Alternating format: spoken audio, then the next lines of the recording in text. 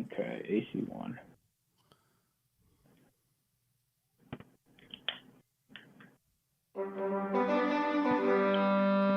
Tulark. Yeah. All right. Let's start it up. Okay. So I'll be on the play. Yep. So the first thing I do, obviously, is I look at their deck lists. I used to like transfer it over to decks of Keyforge, but to be quite honest, I found out that was like somewhat hindering my other skills, because looking at a deck list without like meta guidance is a thing. And originally, I've played way more games in person than I played on the Crucible Online. But as I played more online, I found it was hurting my ability to just analyze a deck list. So I recommend not throwing your opponent's deck list into any kind of meta thing, because when you're sitting down across from them, that's not a thing. So yeah, to the best. Let me get my phone. Hold on. Yes, let me type this into dexofkeyforge.com. Wow, that's a good deck. 13 Embers Control. That's a good 92 one. sass. That's a good one. Yeah. Yeah, like even if that was a thing, no one is going to appreciate that. Absolutely no one. Why is that not a thing? I don't think there's a rule against it. There is not a rule against it in your 2-minute evaluation. There may be going forward. I don't think there is, but I've not seen it to date. And I think it would just be like, bad juju, right? So obviously I'm not going to start looking at your deck, but going into this, you obviously you need to have a full familiarity with what your deck is bringing to the table, what it's good at, what it's bad at. In some cases, you have to know counters to certain things in your own deck, which I'm sure you've based on the time you started playing. There's a lot of that. I'm sure you're already aware of. So you have Restoring Guntus, right? That's your deck, right? Yes, I do. So like the things that you're looking up. So what are you looking for in your opponent if you have Restoring Guntus? Because that's one of the big ones. As I was looking at Wookiees, I can see here that his Untamed House can really power through some Amber. His Disc House. I suppose I should look at my own deck, huh? Yeah, you should. His Shadows shows me that he's got a couple of key preventions for me, but he doesn't have a whole lot of steal going on, except for, I believe, Finishing Blow just kills somebody. I'm more concerned with his logos because he has a lot of Finishing Blow does steal one. Counters. It does? It does. Yeah. Okay. It has to be a damaged creature. It will kill the creature and then steal one. If it doesn't destroy a creature, you won't steal, though. Yeah. So let's talk to me about this Restoring Guntus, because that is potentially one of the most powerful things you've got. So out of his houses, what are you looking for? Because that's something that you like. Restoring Guntus can win games or do nothing. Yep. So what I've been using Restoring Guntus for in the past is I would analyze what my opponent has, what I'm guessing is in their hand, and I basically use it to choke them off. I've had games where I've accidentally locked people out because they're unable to discard, which is feels bad for my opponent.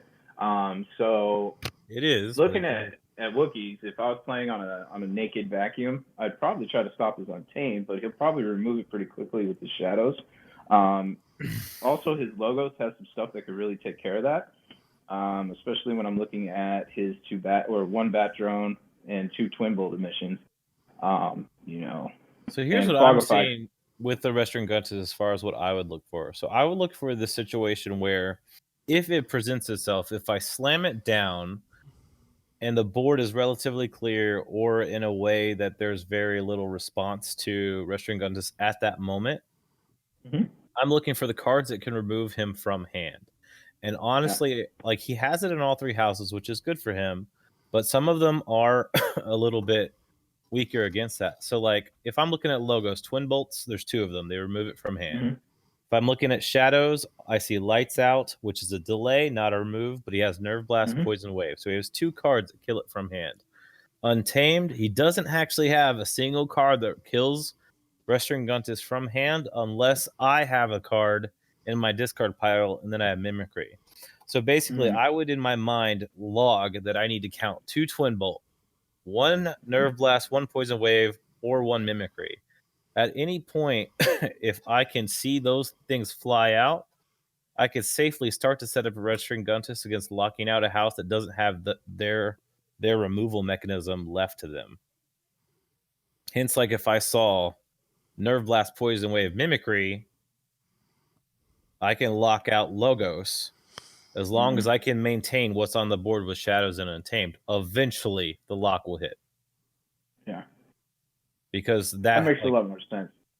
Like that's where a lot of my team goes with what we're looking at for Red String Guntus. Like you're looking for the things that can actually remove it that you can't see, because you can manage what you can see with gameplay, right? Like it's the stuff that if it comes in and immediately swings, that's something that's different too. Like Speechless, none of that's going on here. Ganger Chieftain, none of that's going on here. So if I can account for these 5 cards, I can give myself a higher chance that Red String Guntus just comes in and wins the game. But unless I register that mentally, Red String Guntus just becomes like a control type card where like, okay, they're going to have a slightly less efficient turn, which is what you were describing. And that's still value. That's still a value card. But when you see people starting to lose games because of Red String Guntus, is because their opponent is doing what I'm saying. Or they're just super lucky, right? Like that's a thing too. Oh, that happens. Yeah. It happens. I've seen it happen on turn 1. Literally seen it. Like they played turn 1, their opponent had 5 of those cards, GG.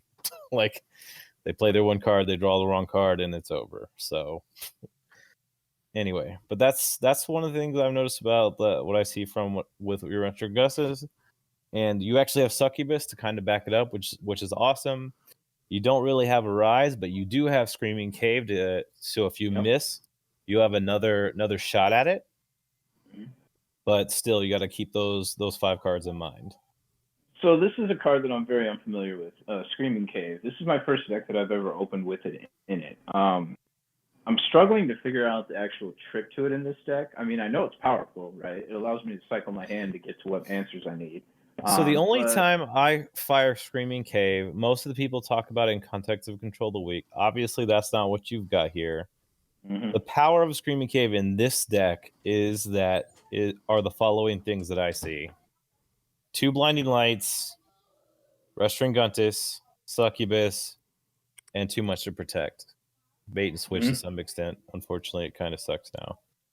Those 6 cards, if those 6 cards are in your, like any of the, like 2 or more of those 6 cards are in your discard pile, not to get too formulaic, it's probably a good idea to fire the Screaming Cave. Because keeping those in your cycle, especially Too Much to Protect, always screws with your opponent's head. That idea that like I have to constantly play around Too Much to Protect this entire game is a nightmare.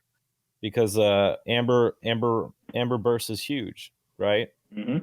Especially in Wookie's deck. Well, any deck, but like yes, Amber Rush is a big problem.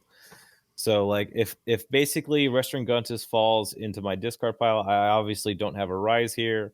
I obviously don't have a direct regrowth, but like Screaming Cave can get it back in my cycle too. So I'm looking for Red String Guntus, Too Much to Protect.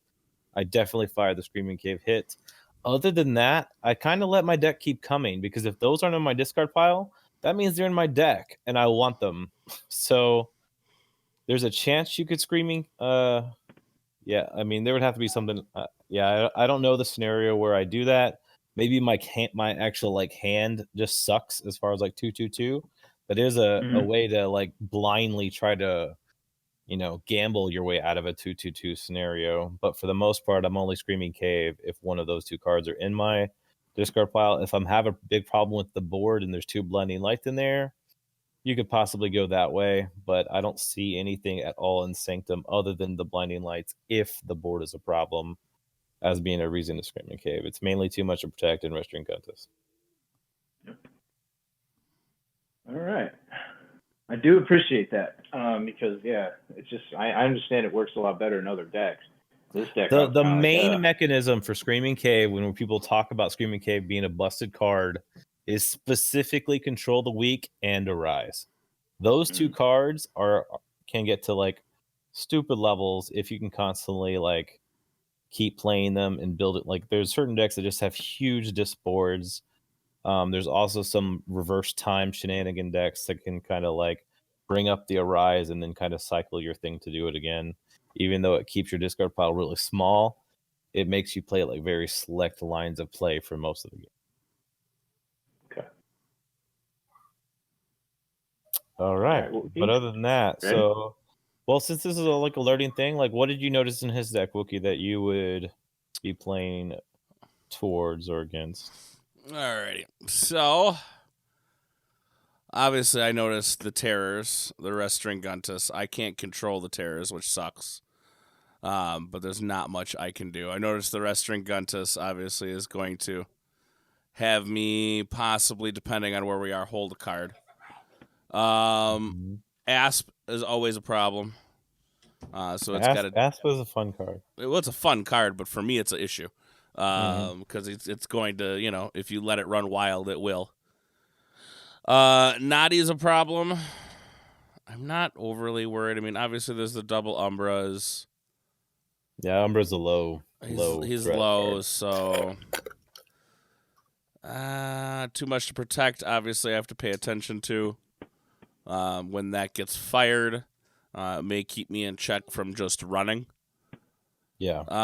Let's see. Ezekiel, does he capture on the play? No, he's not the one. Is it the Rating Knight that captures on the play? Mm-hmm. Yeah, Rating Knight captures on the play. So the big thing I notice is not. Obviously, there's some taunt stuff, but I'm not looking to do much fighting, I don't think, in this deck. So it's not really going to hit me too hard. Oath of Poverty is kind of looking like a dead card unless you're going to push for the Ember. Obviously, you have Screaming Cave and Subtle Maul. I don't think I have any artifact control. I have to double check. I'm almost positive I don't in this deck. You do not. Yeah, I didn't think so. Not too much is keeping me on my toes. All right, so that's Wookie checking out your deck. So what do you see in his deck, AJ? So I definitely noticed his Untamed right away with the Fertility Chant and the Giant Sloth. That definitely stuck out to me right away. A couple other things I noticed was his Imperial Trader will get value off my Sanctum. So you actually, let's pause at the Sloth. The Sloth can be a nightmare, but the Sloth actually has one super hard counter that's near perfect to it. And your deck has it. What's the perfect counter to Giant Sloth in almost every case? What do you think that is? I'm going to have to guess.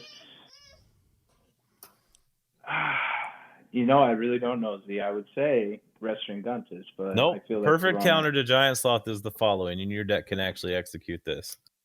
Stun it. If you stun a Giant Sloth, they will never use it again. Almost guarantee it. Yeah, that's what I was going to say. It's the Blinding Lights. Yeah, if you have two Blinding Lights. If he lands Giant Sloth, you stun that bad boy, and he's out of the game. I've never once in my 1,500 games seen somebody discard a card to unstun Giant Sloth. that makes sense. Yeah. Yeah. So you actually have the perfect hard counter for Giant Sloth, which is epically funny if you can land it.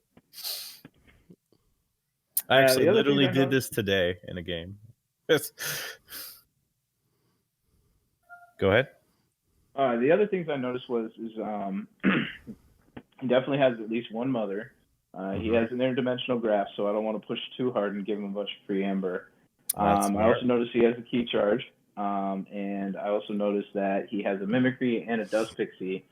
The Halicore can be annoying. I've noticed.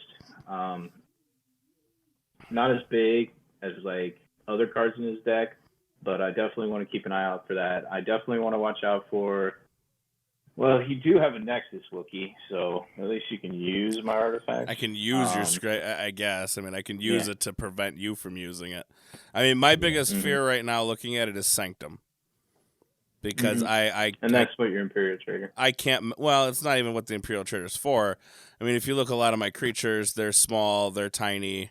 They're not very badassy. Where Sanctum is all about that. So my focus is going to be keep Sanctum off the board.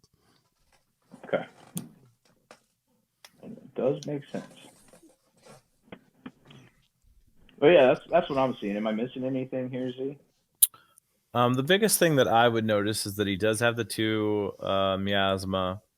The mimicry, I need to always be aware of what I'm playing. So like if I'm in my cycle and I've played too much to protect, I do need to be aware of that.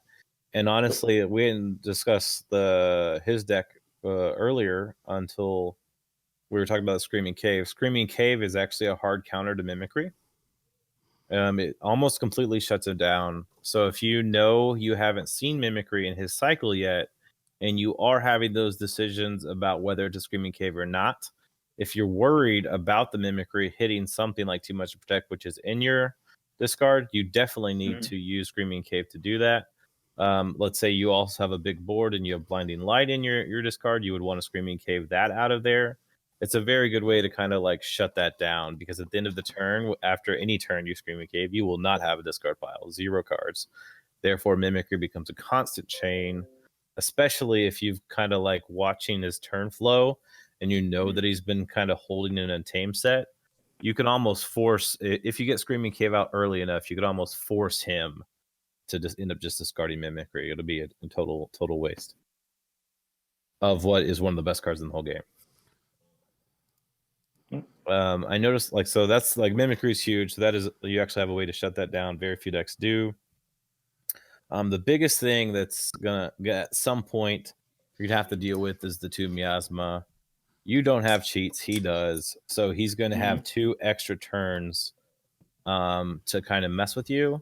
So if you can't line up the I know you can't control my Restaurant Guntus, you could potentially use your Restaurant Guntus as a, hey, you can't miasma me at least this turn, to create a forging window.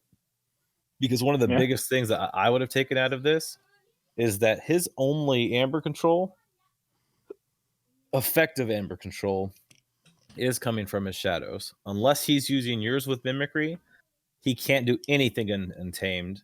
And unless if Dexters are already on the board, as in you can spot them, Dexter can't do anything to you either. That's his only Amber control in Logos. So you could basically create a key cheat out of Restaurant Guntus by slamming it down, calling shadows, and at that point you could go up to 8. The worst thing that could possibly happen to you is that Interdimensional Graph steals 2 of yours, or he plays 2 Dexters and you still forge. So Restaurant Guntus shadows at 8 Amber should be a key, unless he, even if he used mimicry on your Too Much to Protect, you still go down to 6, you still forge. So that's what I would look at as a way out of the miasma stuff, especially if you end up in a 2-key to 2-key situation, knowing that potentially Restring 8 Amber is a game win. Because that whole thing, a lot of games get to a point where you're 2 keys to 2 keys, and you need to be able to analyze real quick in this first, obviously this is more than 2 minutes, but that's the situation that I think about in my head a lot when I'm scanning the deck after the deck list. I'll do a Wookiee kind of did. I'll look for the Amber control right off. I'll look for the board clears right off. And in this case, there's no board clears. I don't think. Let me scan again real quick. Right, I don't see any board clears here. Poison Wave, not really, because your deck is big. You've got big creatures, so Poison Wave is kind of a joke to you. If anything, Poison Wave hurts him more than you.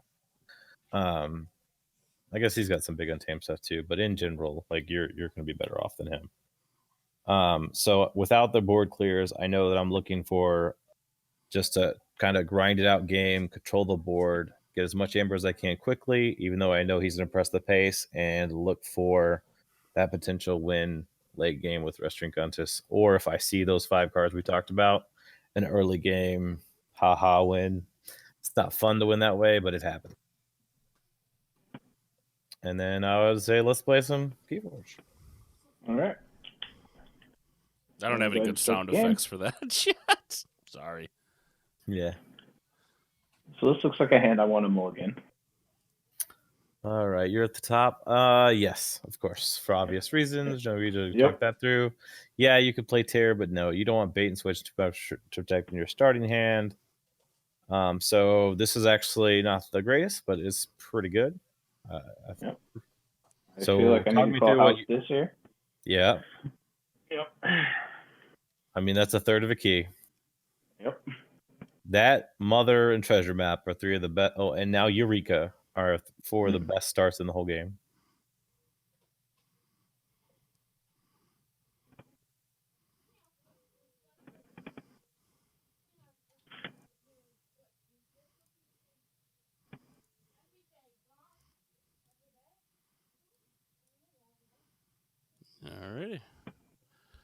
All right. So what are you thinking here? I'm thinking Sanctum. Yep. Play this one for just the Amber only. Slam the other. Part of me wants me to just play these other two just to get the Amber right away and see if I can. Yeah, you Push definitely. hard for it. It sucks that this is where it came. You know your deck has Screaming Cave, so there's a if board does get out of control, there's a chance you'll see it back anyway. So yeah, I go up to 5 Amber here with a Bulwark Terror on the board. Candy. Yeah. Especially since my opponent didn't do anything. Like, yeah, the other 2 cards would have had value had he played creatures, but just in the fact that he doesn't have creatures on the board means that they don't need that right now anyway. The Amber is more valuable by far.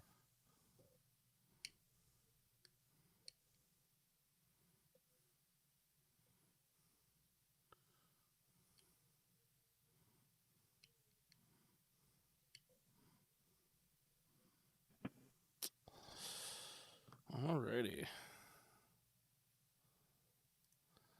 My hand kind of puts me in an overly fun spot.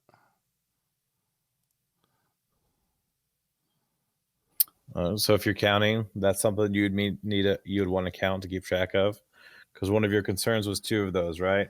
One of them's gone.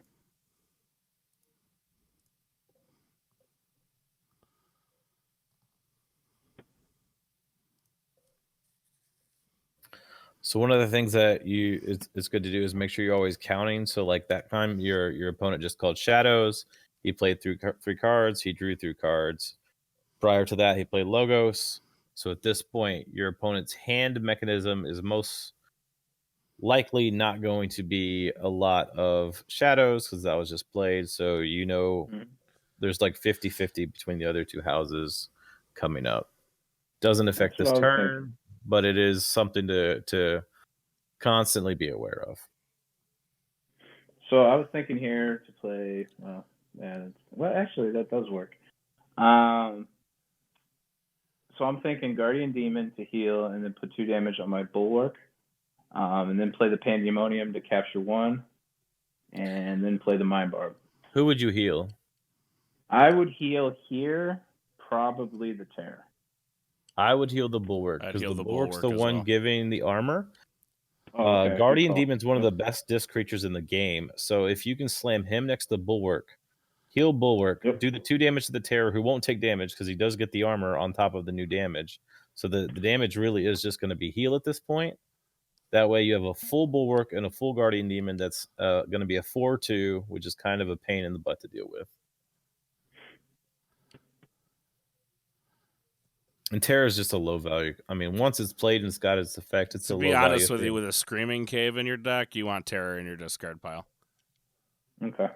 That way, if you ever catch me at 0 again, you're going to get a free 2 Ember. It would be super more likely if he had Shred or Jumble, but he doesn't. But I mean, Yeah, Terror is not that important, where Bulwark is he's a pain in the ass. I mean, he gives everybody free armor, he's just a pain. So he didn't get not that great luck on the Mind Barb, but it's a thing. Yeah. He probably would have done that for me next turn anyway. All right. Forgot to reap. Hold on. Yeah, just reap to 7. Yeah, you saw early. There's no reason not to go high. He has interdimensional graph that you saw in the game plan, but that's not a reason to not play like that. And here now you put me in a tough spot because I'm just gonna have to go big, and I'm gonna have to play into your too much to protect and pray you don't have it, because otherwise I can't start self-chaining.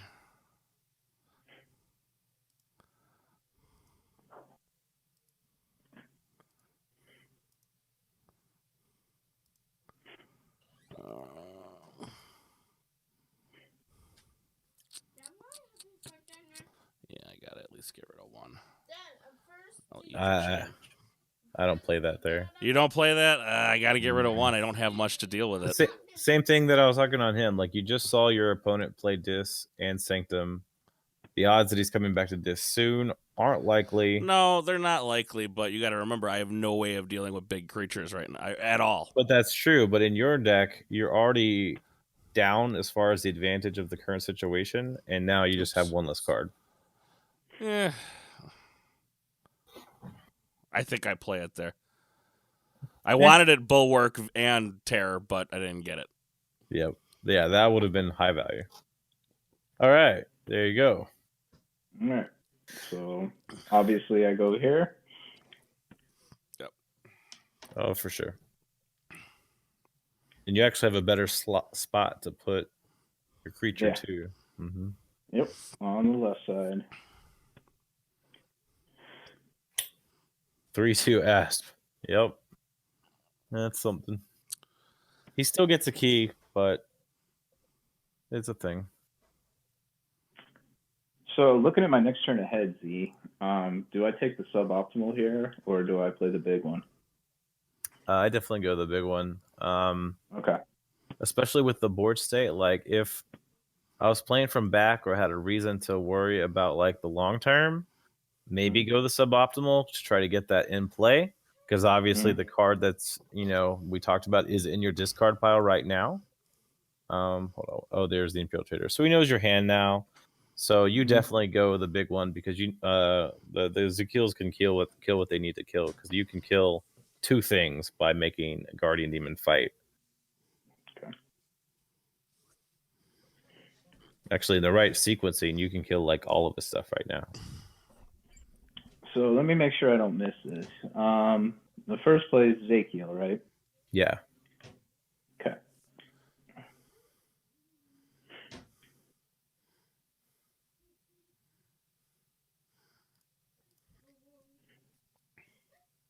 And then the demon So should do I swing go in. into you swing- the Umbra first? Yeah, you swing into the Umbra. Mm-hmm. Yep. Hmm. And then you want to use the damage to kill the pixie. Yep.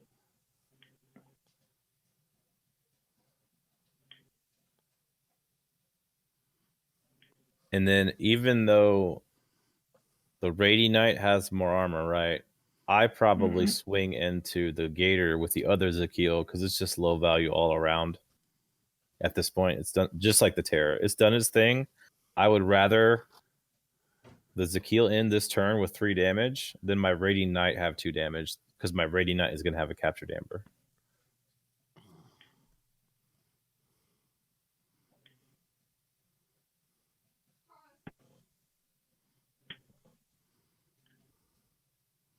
And then you can actually use terms on your other Zakil who's full. Or I can go real crazy. No, I'm just kidding. Yeah, you don't want any more Amber on Guardian Demon. He's already super high priority target, because like you have 3 of those fulls, and that's such a great card. Like, that's this deck has a hell of a lot of control, because it has 3 of these creatures. Like one Guardian Demon has won me games, and you have 3. Because he's so good. All right. But I do like the Guardian Demon. Shit.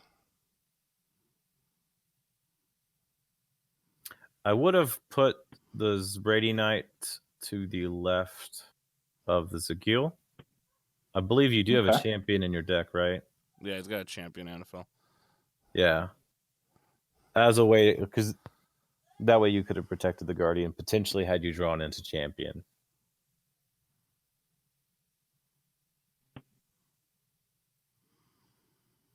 I would hate to hold on to him. I see what you're saying. Okay. Should have discarded that, but screw it. Ooh, he put you on key. That's where you say thank you. Or do I? I mean, key's a key. Yeah, but I don't know what he's still got up his sleeve. Yeah, it's untamed. You already knew. Yeah. Yep. Unless he was gonna bust out the mimicry for the TMP just to get the 1 extra amber, you're still on key. You knew that was gonna happen. Yeah, I was. My choice was to ditch it or keep going. So I'm gonna go this here. Yep. And then let me look at his discard pile real quick.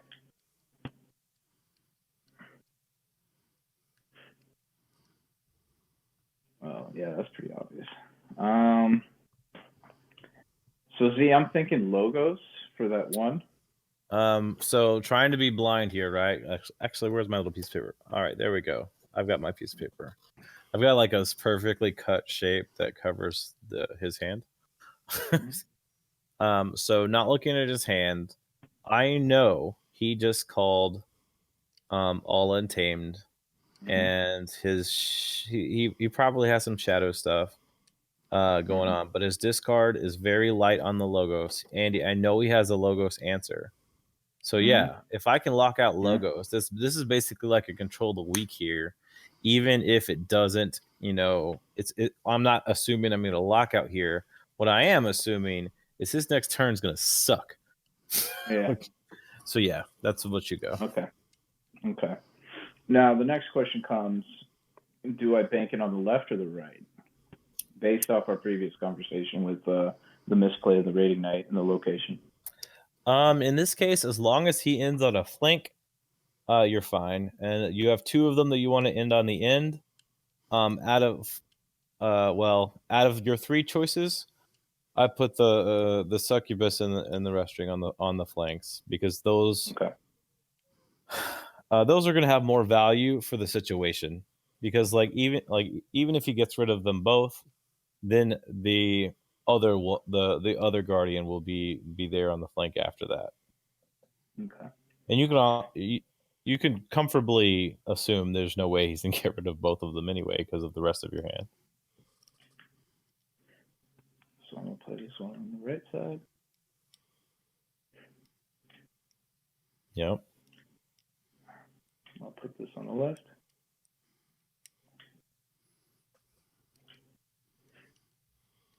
Put this on the right. Call logos. And in general, if you're playing against a Coda deck, the flanks are the safest. If you're playing against a AOA, then you want them in the middle. Yeah, seeing that's the differences. So here I feel like I bounce back to the Ancient Bear. Of course, yeah. Halicor, whatever. I'm not afeared of Halicor and his big teeth. I'll reap out. Actually, that could have been a decision point. Like, you could have possibly just killed him, gave him the amber. He's going to forge anyway, but had you killed him there, it becomes a lot more difficult for him to remove board state. Because look at this board state. Like, if Halicor is dead, that means whatever takes Restring Guntus off the field has to come from hand. And there is almost no way he's going to get both Restring Guntus and Succubus. Yeah, I see the error in that now. So he's going to call Untamed next turn and just remove that. It's probably still not going to be a great turn for him, but yeah, like, had you killed Halicor, no matter what he does next turn, he's multiple turns behind you, and you already had advantage. All right. Lesson learned there. Yeah, I think you'd already click fight before I was about to say something. Oh, well, that's a thing too.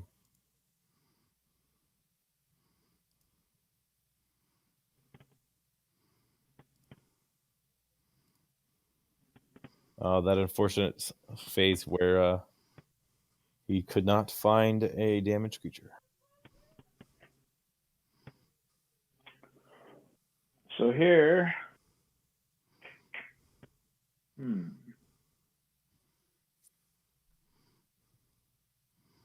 All right, I feel like I want to go the big house here. So going with the big house, what all can you do? You could do some damage. So before I choose anything, I try to figure out whether I can or cannot get to check. So that's the first thing that I would super analyze, whether I could get to check going any other way. Because you're at the point where if you can check him as often as possible, it's probably game win. But in this case, I don't see a check the other way. So yeah, that big house is good. Big house is good here. Yeah. So I'm choosing shadows, correct? Mm-hmm. Okay. Do I mess with the Halicore or do I just ignore it? There's nothing you can do to the Halicore. It's Shadow Self. Okay. Oh, yeah, fair point. Yep. Okay. All right. I mean, you're gonna play all the cards, so you're gonna do some damage. But as far as like what Silvertooth, yeah, that's just Reap. You just want Amber. Okay.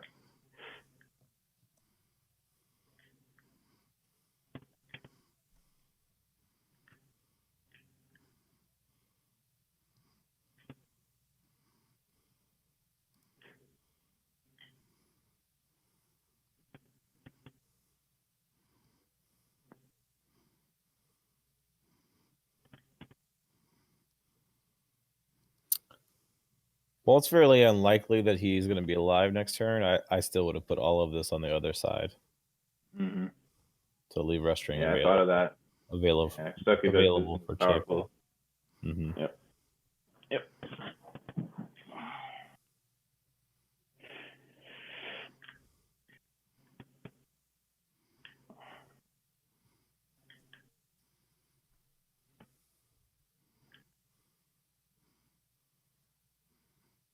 Okay, now with this last card. As far as the target here, you're obviously calling shadows now. You know you want to get certain cards out of your discard, so you're hoping you draw into something not shadows. So you definitely sack a shadows creature. Silvertooth is the lowest value one you have. Yep, that's what I was thinking too. And it doesn't even matter what you target. Shadow Self's just gonna take 6 damage. Yep.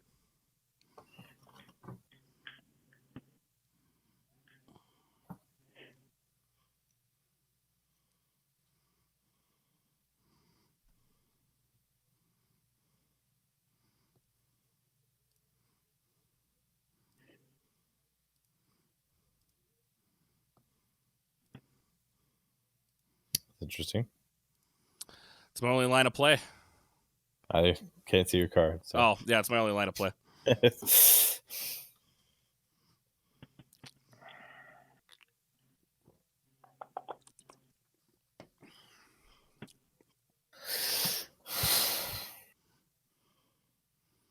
All right, what you thinking, AJ? So I'm thinking I can get the key and kill just Shadow Self, unfortunately, if I go with shadows. If I go with this, I can get rid of the Shadow Self and possibly no, I won't get the Nexus. All right, so if I went, so at this point, knowing what his cards were, Restring is in play. He can't call Logos. Yeah, Miasma might be a thing, which is doubtful though, based on seeing his last turn, because he would have dumped cards, I'm sure. I would have just, I would look at the 2 lines and go whatever generates the most Amber at this point. Not caring about what I kill. Everything would be a Reap other than Umbra would obviously be an attack to steal, of course. But like, maximize your Amber count and figure out which one that is. So 1, 2, 3, 4. And I got 3. So clearly it's this. Yeah. Okay.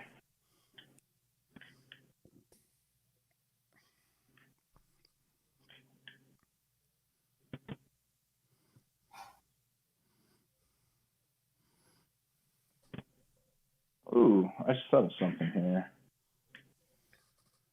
What? Those Guardian Demons. What about them? Oh, never mind. I'll just put it back on Shadow Self. Never mind. You can actually target one that's not damaged. Even then, at this point, with where you're at an Ember, where you're at on board, where you're at on everything, you're better off just reaping out.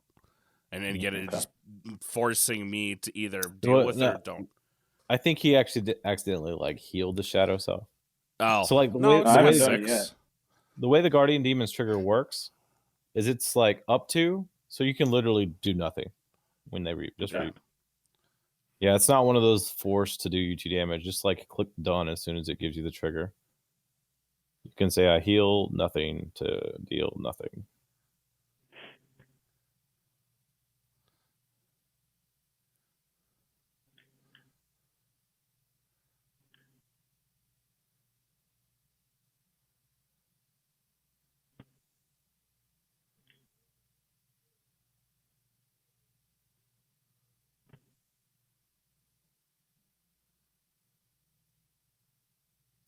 So like technically he could have been like super. Well, you don't know what he's screaming caved in, so there's a chance he could have drawn Miasma here. So maybe you know go to 8, but based on your hand, Umbra, everything going on for you, even if he does draw into like another Miasma or even, it just doesn't matter. Like he's just taking a turn off at that point, right? Yeah. All right, see how it plays out. Nope, you got it. All right, good game, Wookie. Best thing I could do. Well, I am an Imperial Trader, you. Because I can. I want Hey, that. you purge. I want that Venmo god. Oh, that card sucks. That's a bad card. That's good in AOA. Yeah.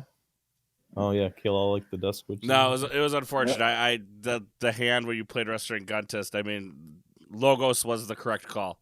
Because I had 5 Logos or 4 Logos cards in hand and the bear. And that was it. Yeah. You know, I had no way of dealing with it. And he landed Succubus same turn. So it's just like So I got hit hard on that one.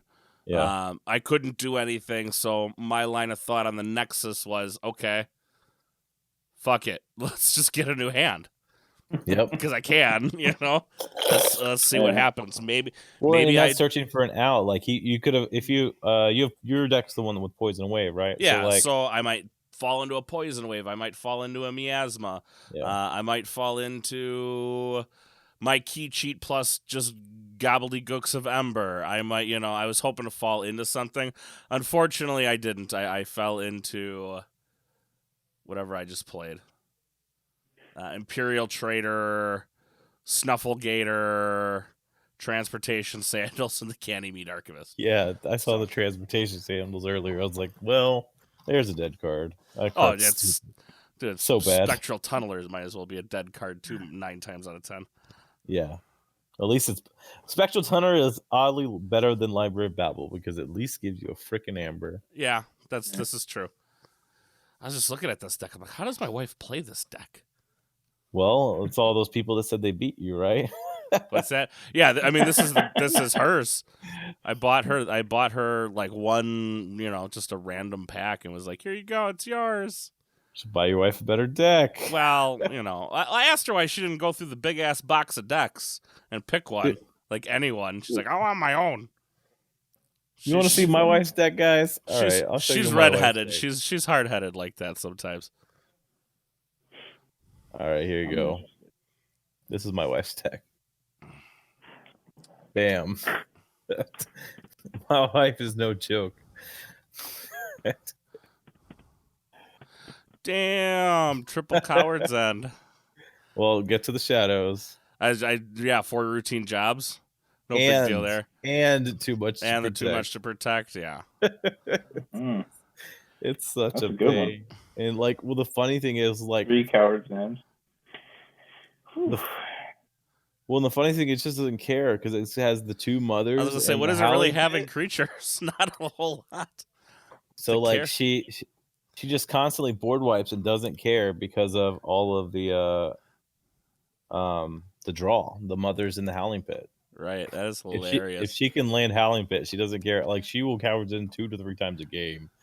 And like, the hidden gem of the whole deck is Sound the Horns makes routine job straight up busted.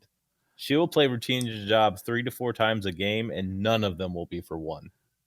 Yep, that is a good combo. Yeah. That's all she needs is 1 in her hand. She could potentially get the 4 off the first one. That's nice. Yeah, well,